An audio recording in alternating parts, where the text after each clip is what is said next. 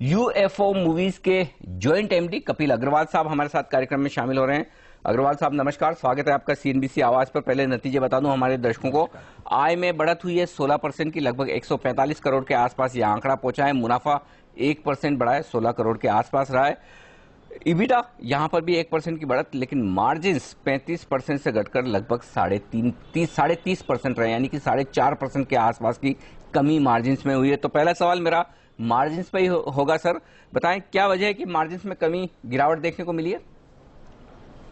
देखिए, हम इस वक्त दो तरीके के बिजनेसेस के अंदर हैं। एक तो हमारा जो कोर बिजनेस है, जो हमारा इस्टेब्लिश बिजनेस है, उस बिजनेस के अंदर हमारा कोई मार्जिन अभी कम नहीं हुआ है बाय द वे। और दूसरा जो है वो we are investing in future, आगे के लिए जो हम एक्सपेंशन कर रहे हैं। जैसे हमने कैरेवान सिनेमा का बिजनेस शुरू किया है पिछले साल।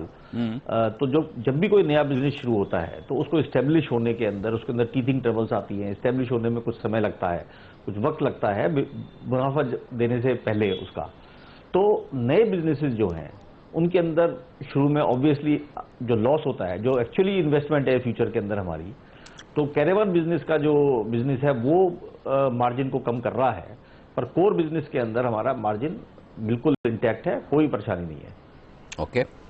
एक बात और मैं देख रहा था सर, आपने एक पहले कहा था कि एड रेवेन्यू में ग्रोथ लगभग 40% के आसपास होगी।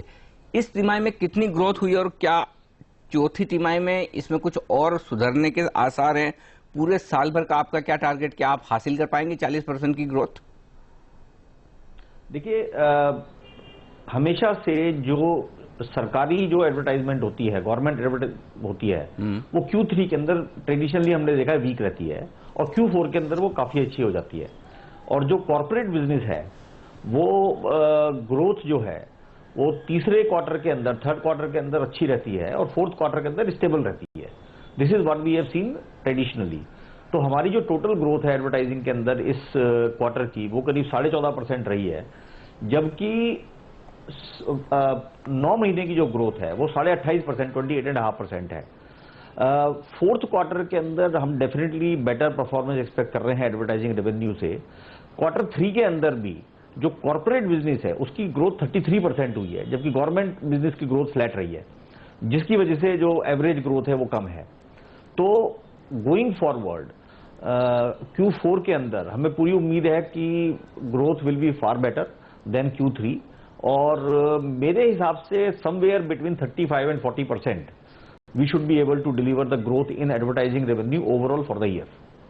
ओके, बहुत बहुत शुक्रिया अग्रवाल साहब आपका नतीजों पर विस्तार से हमें बताने के लिए। तो कपिल अग्रवाल साहब ये कहते हुए कि ग्रोथ एड रेवेन्यू में रहेगी, मार्जिन में गिरावट जो आई वो कोर बिजनेस में नहीं है, तो खास चिंता करने की बात शायद इस वक्त नहीं है। स्टॉक मामूली से नुकसान के साथ 1% नीचे कारोबार करता हुआ